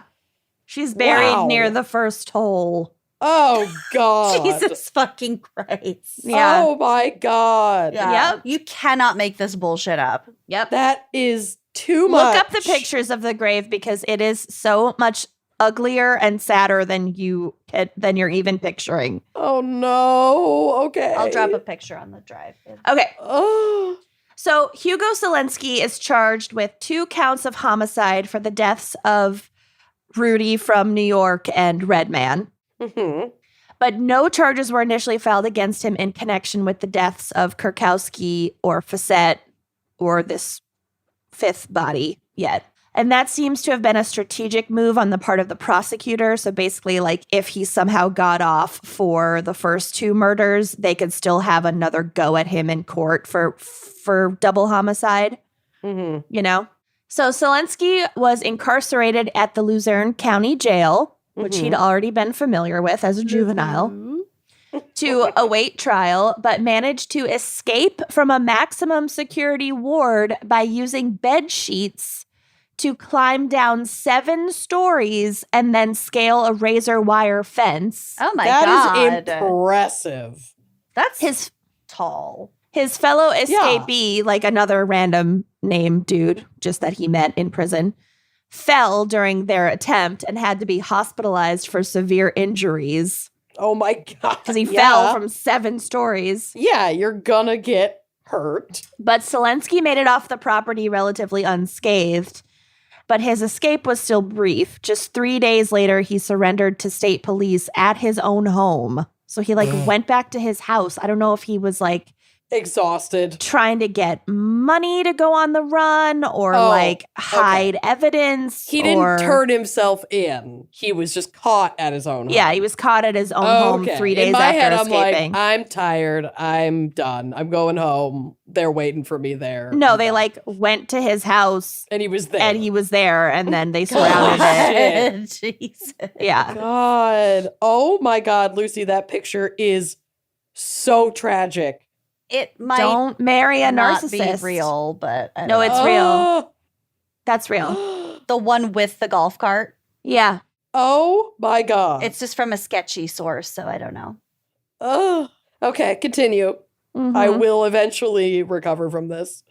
You don't have to. You're So- right. I don't. When his case went to trial, the judge in the case ruled that a confessional statement that he had made to police, wherein he basically says that there are actually 5 bodies buried on his property, Right. could not be brought up at trial because Zelensky had not been read his Miranda rights. Which now, if it Good thing the happened, Supreme Court tossed Yeah. that out the fucking window. right? Never talk to the cops. No. Just please, don't do it. Even if you didn't fucking do anything, don't help. Just don't. Just Yeah. don't. Mm-hmm. Ugh. So, shockingly, after 3 days of deliberation, a jury cleared Zelensky of all charges except for 2 counts of abuse of a corpse for the burning. Well, yeah, he's fine. He's my Well, old buddy. cleared we of used everything? To go, we used to go Basically, pharmaceutical fishing together.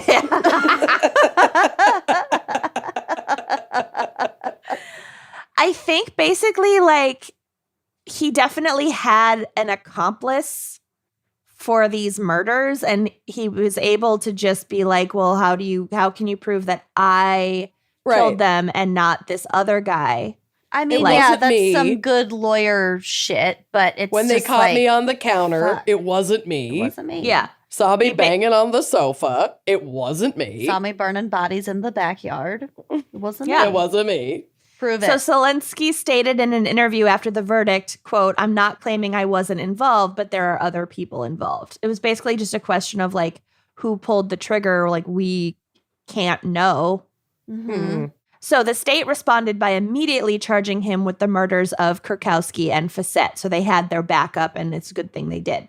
They alleged that he had tortured Kurkowski, his fucking best friend, during a robbery at the pharmacist's home in an attempt to get him to reveal the location of tens of thousands of dollars that he was known to have been hiding. That is so fucking gross. And then strangled Kurkowski and Facette using zip ties. Oh, God. Ooh. Oh, that is really fucked up.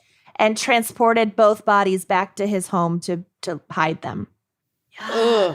So this Zip time, ties. prosecutors also charged Paul Weekly and added a criminal conspiracy charge.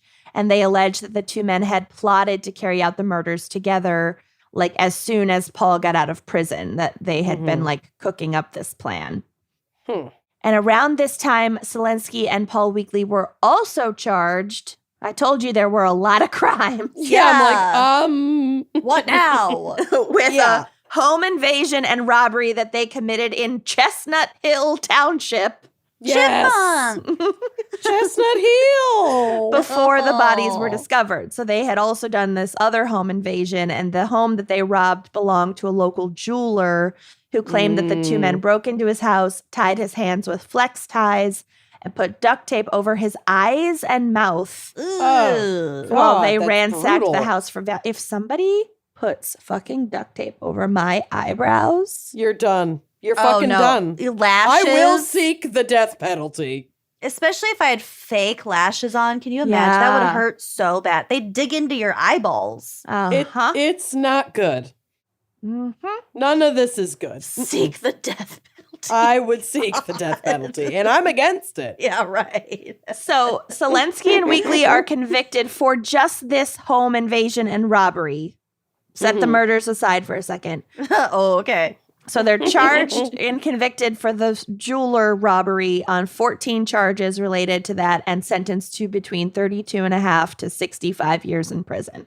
So they already got them for like a good chunk of time, but now we want to put them away forever. From here, don't worry, things get even more convoluted. Good. Oh, good. I was worried. I was having too easy a time keeping up with this, so thank you. My flow chart was looking a little too A simplified. little dry. Yeah. So Paul Weekly turns against Zelensky Yes. and agrees to become a key witness for the prosecution in the murder trial, Well, duh, things are getting hot. right? He doesn't want to go away forever. So then a different inmate at the jail where they're being, or the prison, I guess, where they're being held, was charged with plotting to kill Paul Weekly, Uh-oh. which was definitely at the behest of Hugo Zelensky. I know how to fix this. And this inmate, in turn, had offered $1,000 to who he thought was a hitman, who was actually, surprise, surprise, an undercover state trooper. It's never It's an actual all hitman. ways Never. like, you guys. Never. No. How much do we have to go over this? Stop trying to hire a hitman. They don't exist. They don't exist. Anyone calling themselves a hitman is an undercover agent, and actual people who will kill people for you are just murderers. They're your best friends who And you've they known for don't decades. try to call themselves hitmen. They don't You've put known out them for ads on decades. Craigslist. No, we keep it down low. Yeah. So then Zelensky gets charged for and like indicted by a grand jury on charges of witness tampering because he tried to fucking kill his former best friend to silence him. I'm obsessed Another with this, one. and I want this movie. I know, and another one. And another one. Oh my I God. am once again Paul and them. Threatening to kill my best friend. threatening to kill my best friend so he doesn't turn state's witness. I told you it's the most Pennsylvania crime of all I time. am once again I am attempting to once murder my again. best friend so he doesn't turn into a state's witness. This is getting old to be old hat. So finally, in February of 2015, 13 years after their murders, Oh my God. Oh my a God. jury convicted Selensky of 2 counts of first-degree murder for the deaths of Michael Kurkowski and Tammy Lynn Fassett. Oh, Mike Kikowski. Poor Mike. Sev- and Finally, Tammy. justice. Several members of Selensky's family spoke at his sentencing to describe how he had been, quote, a good father, brother, and uncle, even behind bars. Brother. Hello, mother. Hello, father. Frequently giving life advice, end quote. Okay. So Oh, God. I don't know what kind of life advice this guy would give, but Oh, I thought we were talking Bury them about the dead under the one. pool. Sorry. yeah, next time. I didn't mean to sound sympathetic. I thought we were talking about the dead one. No, this Okay, is a got killer. it. Meanwhile, the prosecution countered that, quote, the defendant has repeatedly used fear and lies and pain and death in order to obtain frivolous material things. And yeah, it was like And always. threats? Yes. No? Sure? Maybe. It's implied. Oh, yeah, okay. I just assumed. Okay. It was always over money and not even like huge amounts of money, like 30 grand here and there. Yeah. You're not going to retire on that. Yeah. Mm-mm. So Tammy Lynn Fassett's sister, Lisa, told reporters, quote, I'd like to see him get the death penalty. I think he's a scumbag, plain and simple. He fucked up her eyebrows. Yeah, jag off. Death penalty. Get him. I think if you paid him to kill your mother, he'd do it. He'd kill anybody. Yeah, he sounds like a fucking low-life asshole. Yeah. Ultimately, he avoided the death penalty, but he was sentenced to life in prison for these murders. So that's good. He didn't get off on these. Mhm. Bye. In Bye-bye. 2021, he began proceedings to appeal this conviction by claiming that his trial attorneys were ineffective, a very classic like appeal attempt. So like TBD, but signs do not look good. Probs not. Yeah. Yeah. Your outlook 5 does not bodies look good. by your pool. Yeah. Bye-bye. In a particularly bizarre twist, one of Selensky's adult daughters, Jamie Lee Bartu, was arrested in 2018 for attacking her live-in boyfriend after a raucous night of drinking alongside Kim Kurkowski, Michael's what? ex-wife. They're still What? friends. So Selensky's daughter... Yeah, Kim and I stayed close. I yeah, don't know. yeah, yeah. After the divorce, Kim and I stayed close. After the Yeah. murder. After my dad murdered her husband, Mm-hmm. she and I stayed close. I stayed close with the ex-wife of the dead guy that my dad murdered. Wow. What This the is fuck? ridiculous. Whoa. That's a good twist. See, I told you, everybody fucking knows each other, and they're all just like kind of low life scum. So the ex-wife was also arrested for the violence, or she had just been drinking with the ex-wife? it sounds like they had just been like, you know, having Hanging a house out. party or hanging out and drinking too much, and then Jamie Lee Curtis. attacked her boyfriend, and he called the cops. Mm-hmm. Christ almighty. Unreal. Yeah. Wow. That was So a they're weird Well one. done. It's there's more that we couldn't even get to, more minor crimes that these fools got up to. Who the fuck Natch. knows? Natch. But yeah, there you go. That's Hugo Selensky. Wow. Nice Thank you work. for that. That was a good fanfic. I feel like I'm in Pittsburgh. Right? Yes. Or Chestnut Hill Township. Wherever Yep. the fuck that is. Feel like I do need to go appreciate, rinse though, off. Yeah, that we actually, regardless of not doing the exact requested, Mhm. topic, we all went to Pittsburgh with our shit. Oh, we did. Just naturally. I don't know if it's near Pittsburgh. I have no idea. Oh, okay. Because my Well, shit's in Pittsburgh. Pittsburgh is southwest Pennsylvania, and they requested northeast Pennsylvania. So Kingston right. Township. Never mind. Where is Never that mind. in Pennsylvania? Luzerne Well, we all County. went to Pittsburgh. We all went to Pittsburgh, Amanda says confidently. Wrong. We did it. We did it. Yeah, so it's near, my case is near Wilkes Bar / Scranton. Nice. so that's northeast, right? People Yeah. versus paper It was the people. fan pick, so. The people Dunder person, paper Mifflin. people. Love it. Unlimited paper in a paperless world. This world. Let's hear a word from our sponsors before Kenyon kills us both. The people, paper, paper, people. The people, persons, paper, people, Dunder Mifflin. Oh my God. So we go, or are supposed to go, to the OBGYN once a year for our annual checkups. They take a peek down there, make sure everything's, working. Cranking. But like checking in with our fertility is not just part of those appointments. And we usually don't think about it at all until we're actively trying for children, which, as everyone knows, is not something that I am doing, but I still have questions about like how my body works. Yeah, and there's so much to know. Yeah. And that is why modern fertility was created. It is an easy and affordable way to test your fertility hormones at home with a simple finger prick. You mail that in with a prepaid label and you'll get your personalized results within 10 days. And the information that you get is It's a kind lot. of mind-blowing. Yeah. So you'll get insight into your hormone levels, your ovarian reserve. So that's like how many eggs that you have compared to other people your age. And other important fertility factors. Like I said, there are a lot of factors. Yeah. These results go in deep into what every hormone means, and you can also download the results to review with your doctor for next steps if you're just like, hey, I'm concerned about my ovarian reserve, or, maybe I've noticed that my period's changing. Could it have something to do with these hormones that I want more info about? That's my big thing, is my hormone levels. Yes, and traditional testing can cost over $1,000 at like the doctor. But modern fertility gets you the same information at a fraction of the price. And if you go to modernfertility.com/gals, you can get $20 off your test.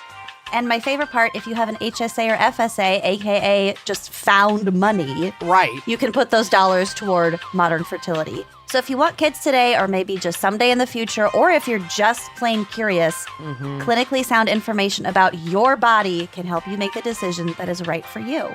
Absolutely. And right now, Modern Fertility is offering our listeners $20 off the test when you go to modernfertility.com/gals. That means your test will cost $179 instead of the hundreds or thousands it could cost at a doctor's office.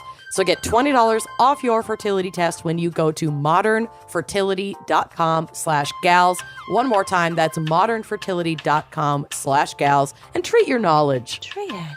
Using Talkspace feels a little bit like having a tiny little therapist in your pocket, a little homunculus therapist. Oh, I love it. Dr. Homunculus Wagner. Yes, that is why being able to reach out to my therapist or psychiatrist anytime from anywhere makes taking care of my mental health super easy. I'm so much more relaxed when I'm traveling, knowing that I have that backup. If I need to talk to my therapist, I can just send her a message from wherever I am, whenever I feel the need to.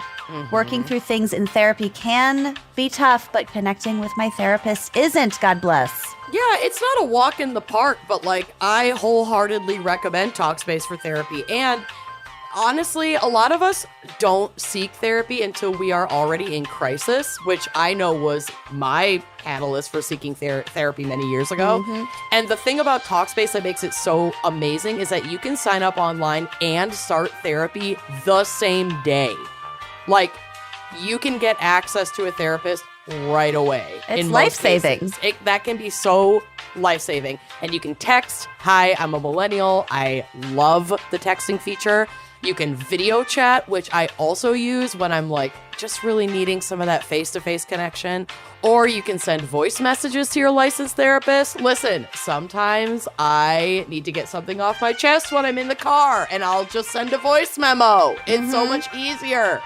It's incredibly convenient to have virtual sessions from the comfort of your home, and it's the best. It's also affordable. Talkspace is a fraction of the cost of in-person therapy. And like I said, instead of waiting for an appointment, you can send unlimited messages to your therapist 24/7, and they will engage with you daily during their office hours 5 days a week. It's amazing. They also have a huge network of therapists. So if you're experiencing something that has to do with depression, they have a therapist for that. Anxiety, they have a therapist for that. Check, check. Substance use disorder, they have a therapist for that. Trauma, check. They have a therapist for that. Like anger management, you could do relationship counseling, food and eating. So much more is covered by Talkspace. It's amazing. So as a listener of this podcast, you'll get $100 off your first month with Talkspace. To match with a licensed therapist today, go to Talkspace.com. Make sure to use the code GALS, GALS, to get $100 off your first month and show your support for the show. That's GALS and Talkspace.com, and treat your brain. Treat it. Okay, are you ready for my case? Maybe. Are we going to Pittsburgh? We're going to Pittsburgh. I'm ready. Hey, We're taking a pit stop in Florida, but we're going to Pittsburgh. So the story is buck wild. I'm just going to dive in. There's a lot going on. I want to start by saying that these were different times, and there's an ism at play here, particularly ableism, but like only in the context of the origin story. The ism does not come into play with the murder. Okay. Like it's just like. And also, ableism never happens anymore. It only happened in the past. Well, no. That's not what I mean by the fact we live that in a ableism existed. post-ableism world. That's not at all what I'm saying. And my next sentence, Grady Stiles Jr. was born at a time when physical deformities and disabilities were blatantly exploited on the freak show circuits. That's what I mean by different times. Which is actually a complex conversation that we don't have time to get into right now. But the history of ableism in traveling shows and circuses is real rampant, but like also balanced with a sense of community autonomy and independence among disabled performers. It's complex, who are like for sure. Ostracized everywhere else. Yes. I feel like we have talked about this on a different episode. Yeah, on ableism crimes, we talked about it. Also, About read like Geek that Love. dynamic. Yes, I know it's exactly. a fictional novel, but it's Right. I love So- that book. Grady was born in Pittsburgh, Pennsylvania in 1932 and inherited a physical condition called ectrodactyl, a rare congenital deformity that makes the hands and sometimes feet look like lobster claws. Oh my god. I know this kid. I know Yes, this you case, do. and it is so It's wild. Oh my god. So in this condition, the middle fingers are either missing or seemingly fused to the thumb and the pinky. Okay. The condition had run in his family for generations, with records indicating family members with the condition as far back as the early 1800s. Okay. While many would have seen this as a hindrance, the Stiles family saw it as an opportunity. capitalize on that. Yep. They developed their own carnival show called The Lobster Family and became an infamous traveling performance across the United States in the early 20th century, with Grady Stiles Jr. as the famous lobster boy. So Okay. he's the younger, and his dad also had the. Yep. Okay. Yep. And like many of his ancestors. Right. I've seen photos of Grady, Of Grady. Jr. You sure have. Yeah. Like you just said, if you look at photos on the drive, which will be on the blog, you'll immediately recognize them. And they're extremely famous. And if you watched American Horror Story Freak Show, the character of Jimmy Darling is loosely based on the Stiles family. And like, not necessarily specifically Grady Jr., who was like kind of not even kind of, an actual piece of shit. But that's, yeah. So Grady was born into a family of established circus performers, and he too had inherited ectrodactyl. The condition had affected his hands severely as well as his feet, rendering him unable to walk much more than a few steps at a time. And like as he got older, his feet like turned in, so he couldn't walk like on his legs at all. So like it was painful. His condition had shaped his legs and feet in such a way that they could not support his torso. Okay. So I'm not sure if it was painful. It doesn't look like it would be comfortable to walk. His ankles were like completely curved in. Got it. It just wasn't sustainable. So it was like his legs were a bit deformed, but were his toes also fused in the same way that his hands were? I believe so. Sort of like it's almost. I mean, this is a condition that's not like the thalidomide birth defects. Like this is an actual congenital, condition. Yeah, genetic disorder. Yeah. But there are some similarities in the like thalidomide, like the flipper babies, those poor things. Yeah, there are some similarities there. Okay. He had no problem with his mobility, though. He went back and forth between using a wheelchair and simply like dragging himself or like lifting his legs up with his incredibly strong upper body. So like he was building all of this strength in his arms and chest and shoulders. He adapted. Yeah, exactly. And while the show traveled most of the year, the family had an off-season permanent address in Gibsonton, Florida, which was a community where many traveling performers, specifically like in the circus, chose to settle when they weren't on the road.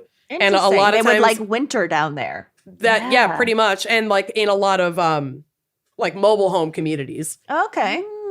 Yep. So the Stiles family were actually quite successful, bringing in like $50,000 to $100,000 over the course of a season, and like some of that was back in the 30s and 40s. It's wild. And like it's like a lot of money. Time money converter, baby. Get in there. So yeah, if we split the difference and say like they on average brought home about $75,000 a season in 1945, where are we at? Over 2.1 million. There you go. A year? In a season. Wow. Cool. Yeah, if they took home $100,000 in 1935, that would be over $2.16 million today. Get it, family. Yeah. So, I mean, unfortunately, we'll get to the bad parts. I didn't hold on to that money very long. So, while on the road, Grady Jr. grew up and found love with another member of the traveling circus. The young woman that he met, Maria Teresa, and she's also called Mary, so it's like sometimes they call her Maria, sometimes they call her Mary, was a staff member who traveled with the Stiles family, and the two of them struck up a romance and eventually got married. They had 3 children together, and Maria had 1 child from a different marriage. 2 of their children, their son Grady Stiles III and their daughter Kathy, inherited Ectrodactyl and were brought into the family show. Grady III stayed performing, and I don't think Kathy did for very long. I don't think she was super into it. Their 3rd child together, and I think their eldest child, Donna, despite not following in the family business because she did not have Ectrodactyl, became the much loved favorite of Grady Jr. Oh, great. So the child that doesn't have it becomes the dad's favorite. Great. That's going to be a healthy dynamic. We've got a great start on this. Oh, it gets so much worse. I know. So it was not a happy home for this generation of Stileses. Grady Jr. had a bad relationship with alcohol and was physically and emotionally abusive to his wife and children, displaying his brute strength through acts of violence against all of them. Grady III later said in an interview, quote, "My father was racist and abusive. When I cried, he would say, 'I'll give you a reason to cry.'" You don't need to. I'm already crying. I'm good. Like, look at me. I'm crying. Yeah. It's just that, like, Archie Bunker, I'll give you something to cry about. Right. Shit. To the moon. Yeah. And Grady Jr. is the one with the upper body strength. Yes. So Grady Jr. is the patriarch of this story now. Right. So Grady III said he was at his worst when he was drinking and would headbutt folks who crossed him. And he would use this is a quote from Grady III, he would use his claw-like hands to strangle like his kids and his wife when they misbehaved. Because they were really strong. And like kind of long. Yep. Yeah. And I don't know if you two have watched it's a new movie it's a horror movie called Men. Oh, it's on my list. No. I just recently watched it. It might be one of the scariest movies I have ever seen. Well, I'm out. I love And it. people out there listening who have watched it know exactly what scene this is reminding me of. If you And I'm know, not you going to know. say anything else. If you know, you know. Yep. Watch it tonight. I watched some Bradley Cooper movie about the circus Mm-hmm. a while ago. I think it was in the Oscars last year. Does anyone know what I'm talking about? No. Nope. Okay. No. No, mummy. No. It was pretty dark and weird. Cool. So, What is it called? Nightmare Alley? Yes. Oh, yeah. We watched that. Yeah. Mm. It was okay. Yeah. Okay. So, when their oldest daughter, Donna, the fave, fell in love with a man that Grady Jr. did not approve of, all hell broke loose. Donna informed her father that she had accepted a marriage proposal from this man, which enraged Grady. Donna did not give a fuck. It was like, I'm out of here. I'm marrying him. But Yeah. Daddy, I love him. Oh, you don't want to stay with your abusive father in the Yep. traveling freak show circus? Yep. Donna, what's wrong with you? Your Yeah, father who has seriously. like projected his like love and You're so romantic ungrateful. attachment onto you. Yeah. Right. Well, Grady Jr. did not accept that. And the night before their wedding, this was now the summer of 1978, back in Pittsburgh, Pennsylvania, all hell broke loose. From allthat'sinteresting.com, my favorite source, quote, no one's exactly sure what happened. Either Stiles went to see his daughter's fiance at his home or invited the young man over under the guise of giving his blessing for the wedding planned for the next day. Oh no. No. However it began, on the eve of the wedding, Stiles picked up his shotgun and murdered his daughter's fiance in cold blood. That'll win her back, Dad. Yep. Jesus Christ. He soon went to trial, having admitted to his actions with no remorse whatsoever, but pointed out that he couldn't possibly be imprisoned. No jail could handle his disability, and to confine him to prison would be cruel and unusual punishment, which isn't wrong. Like, this is prison. Prison's already going to be terrible for anyone who has any kind of disability. Right. You don't This get to was prison murder in the with impunity. 70s. Right. But yes. So that's the thing is like, he's not wrong, but he did exploit his own disability Yeah. Yeah. to avoid Big time. jail. Accountability. And that's like very much known that is exactly what he did. Yeah, like jails can handle all kinds of Yep. prisoner issues, but that doesn't mean that like You don't get punished for murdering Right. someone. Well, yeah. He also by this time had acquired liver cirrhosis from drinking and had emphysema from years of smoking 60 Pall Malls a day. 60. 60. How many day? cigarettes are in a pack? 20. So he smoked 3 packs a day. Oh my God. That is, Yep. I can't. I don't know how you'd have time for anything else. Yeah. You You'd just have do to be everything. constantly smoking. Yeah, with a lit cigarette. Everything you do.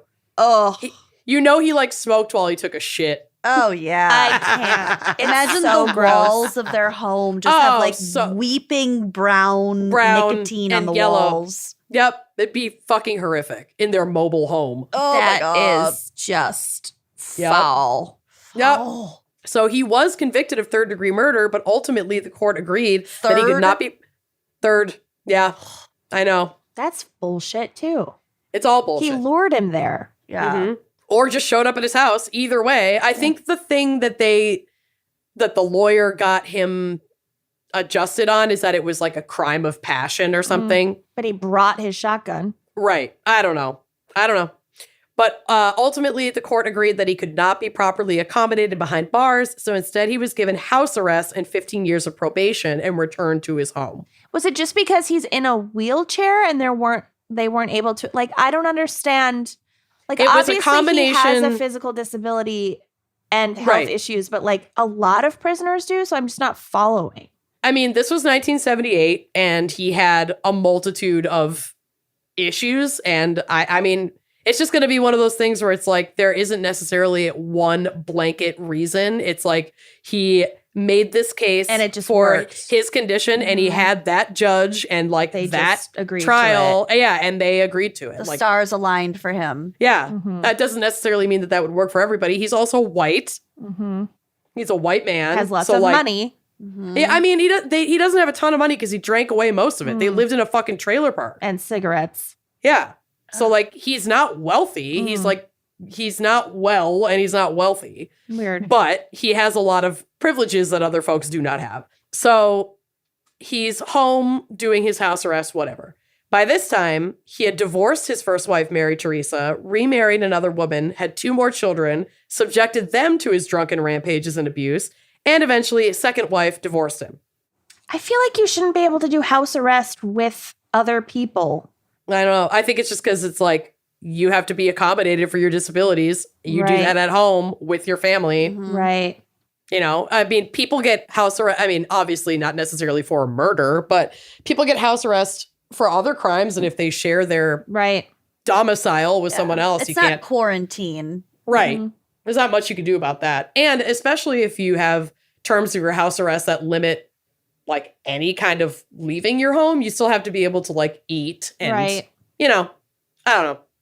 But anyway, he got divorced, remarried, had 2 more kids, divorced again. Inflicted trauma on them. Yep. Just spreading it around. Yep.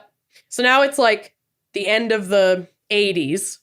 And for reasons that no one, either in the Stiles family or outside of it, could ever possibly understand, his first wife, Mary Teresa, remarries him in 1989. Oh, Jesus. They got back together. No, honey, Yeah. no. So at this time, he's trying to turn his life around and even like quit drinking for a few years, I think. But eventually he slipped back into old habits and family would report that things got even worse. So it appeared that at this point, Grady felt like unfucking touchable. Like he's above the law. Nobody could put him behind bars. Like, why not beat the shit out of my wife? Like, I murdered someone and didn't go to jail. Right. Like, what are you going to do? Jeez. Yep. So now it's 1992. Maria is miserable and under attack from her husband almost constantly. Her son from her other marriage, a young boy named Harry. So she married another performer who was like, at the time, I think the world's smallest man. And they had a son together and then they broke up. So she had a type. She's got a type, yeah. Yeah. I love it. It's amazing. So Harry Jr., her son, was extremely worried about her and she had reached the end of her rope. And she told her son that she didn't know what to do and was like convinced that her husband was going to kill her. So Harry took matters into his own hands, reaching out to a neighbor and other circus colleague named Chris Wyant. Harry helped put together a plan. Why didn't you think of that earlier? Why didn't you think of this years ago? Harry helped put together a plan. Mary paid Chris $1,500. Was Chris an undercover FBI agent? No, but he was a 17-year-old circus performer, Okay. So Reliable. I mean, that's the only reliable avenue to go through. That would be a hit. That's not a cop. That's not a cop. That's that actually tracks. yeah. And you didn't find him on Craigslist. You know him in person. So the 17-year-old went to their mobile home one night and shot Grady Stiles Jr. at point blank range, like in the back of the head with a Colt 32 automatic, killing him instantly. Wow. Bye-bye. Yep. I know. Grady was 55 years old when he was murdered. Harry was given a lie detector test during the police investigation, but he failed and broke down and admitted everything that had happened. All 3 involved were arrested and didn't deny intending to kill Grady. During the trial, Mary, his wife, spoke at length of his abusive history. She said, quote, "My husband was going to kill my family," she told the court. "I believe that from the bottom of my heart." I believe that too. Absolutely. It escalates, as we know. Yeah. I mean, he'd already murdered somebody. Yeah. Because he didn't want his daughter to marry him. Yeah. And he'd been physically abusive and controlling for decades. Their so. entire He their would entire have killed relationship. at least her. I Yeah. think so too. Yeah. In fact, the fact that he hadn't at that point is kind of a miracle. So the jury convicted 17-year-old Wyant of second-degree murder and sentenced him to 27 years in prison. Oh. Yep. It was like 27 to life, but I don't think he ended up doing all 27 years. They charged Mary and her son Harry with first-degree murder. She received a sentence of 12 years in prison, and Harry got life in prison. Because all they these had been people the ones... got these big sentences, whereas Yep. when he murders someone, he Mhm. gets to stay at home and just commit more abuse. Yep. Grady Stiles III has conflicting thoughts on the story from that night, though. Not that, he's He's got his own he's not- theory. he's not team his dad. Mhm. He's team his mom and his half-brother for sure. But he's like, I don't know if this is actually how it went down. So he said in an interview, quote, "What actually happened was my mother and my dad had gotten in another fight as usual. And my mother had made the comment that something needed to be done.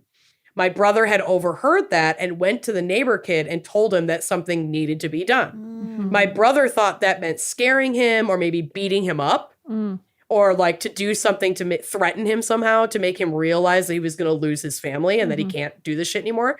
A little while later, my dad was shot." So it sounds like Grady Stiles III is trying to kind of give his mom And his brother and this kid more scope of like it wasn't premeditated and they were desperate. They didn't know what to do. Right. And they were talking about it with a neighbor and a friend. And then that neighbor took it upon misunderstood. himself. But the problem is there is financial record showing that Mary paid him $1,500. Now, $1,500 is not a ton of money. And this was 1992. So it's not like it was the 30s and it's worth a lot more. But they didn't have a lot of money. But like maybe that I don't know. Maybe that $1,500 was for something else. Maybe he cleaned the gutters or something. I don't know. Right. But I think that Maybe it was for drugs. Yeah. But Pall Mall also, cigarettes. I also think that A week's worth of cigarettes. A week's worth of $1,500. I think Grady the Third is comforting himself because like Mary and Harry, God bless them, both confessed. They both said, yes, Right. we did this. Like, I think that they wouldn't have said that if it was a case of this escalated and was misunderstood what we were talking about. Right. And that's not what I meant to happen, you know? Yeah. So I think that it's just something that Grady maybe has to tell himself to feel okay with everything that happened. And it's really sad, but you know, that this family went through so much. But as for Grady Stiles Jr., not a single person mourned his death. Like, I think, 3 people showed up to his funeral or something? Oh, God. The funeral home that was in charge of his burial and services couldn't find a single person who was even willing to be a pallbearer because he was so widely hated in his community and in his own family. Yeah, well, Wow. shouldn't have been such a Yep. fucking colossal prick. Yeah. So his own son wouldn't even volunteer to do it, didn't attend. And as difficult as life has been for Grady Stiles III, there is one thing he wishes he could say to his father. Quote, "Thank you for showing me who not to be, and maybe you can appreciate who I became because of that," he said. "You were a drunken bastard, but you were my dad." Isn't that Okay. heartbreaking? That Yeah. is so sad. So he has gone on to work as a performer with Venice Beach Freak Show, where he met his wife, Jessa Olmsted, the show's resident bearded lady, and they are extremely happy and in love. And there's a photo of them on the drive. They're so cute, and they both appeared on. There was like an not Amex. Why am I such an idiot? AMC or something TV show called like Freak Show, where they would interview actual circus performers. They're really cute. They are really on cute. the beach together. Sweet. Yeah, and he was on the show and talked about this traumatic story with his family, and I think he met her maybe on the show or like, and then now they're working together at the Venice Beach location. I'm not sure, but they have a beautiful, happy marriage, and That's it sounds great. like he's doing really well after a literal lifetime of fucking trauma. Wow. Look at this Yeah. other photo of Grady Stiles Jr., the prick one. He looks like Jack Nicholson, Uncle Yeah. Fester. Yeah, doesn't he? it's not great. Yeah. Yeah. We already know The he's a older fucking one with like asshole. the Yeah. 2 kids, like his Yeah. sons on his shoulders. Yeah, he totally looks like Jack Nicholson. Mm-hmm. Wow. Yep. Wow. Isn't that wild? Yeah. I'm happy that the third is happy and Mhm. breaking that cycle of trauma and abuse. Yeah, it sounds like the family, the surviving family are doing the best they can. And And therapy is a beautiful thing when it Yeah. comes My to God. breaking cycles of trauma. fucking Yeah. seriously, I can't even imagine. And yeah, go watch the movie Men, and then you can tweet me about how you know exactly what scene I'm talking I about gotta now. watch Men. Yep.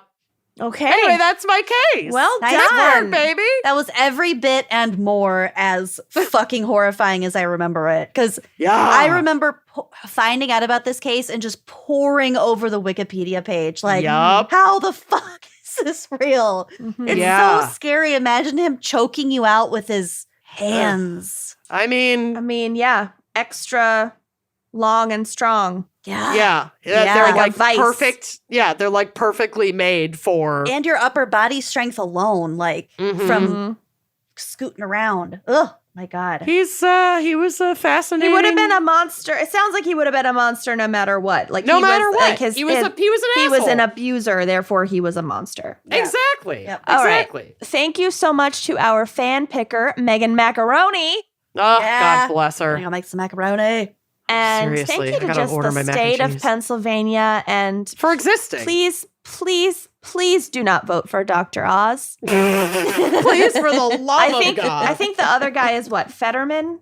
Is Fetterman? I don't know. Yeah. I know it seems fine because he's a doctor, but he's like not even a real doctor. No, He has literally no interest or investment in your state or your None. well-being. No, please vote for None. John Fetterman, the Democrat. I think he Thank also you. hawks the silver colloid. Yeah, makes your he's skin like purple responsible for the man who turned blue because he ate too much silver. Like, the colloidal No. silver guy. Yeah. you don't want this man representing you in the Senate. No. Oh my fucking God. I love it. Okay. All I right. love you all so much. we will- I'm going to go lie We'll down. see you next week. Bye-bye. Thanks for listening to Wine and Crime. Our cover art is by Kala Yip. Music by Phil Young and Corey Wendell. Editing by Jonathan Camp. Check out our website and blog at wineandcrimepodcast.com. You can also follow us on Facebook, Twitter, and Instagram at Wine and Crime Pod. If you have questions, answers, or recommendations to share, email us at wineandcrimepodcast@gmail.com. Episodes are available on Apple Podcasts, Stitcher, Google Play, basically wherever you get your favorite podcasts.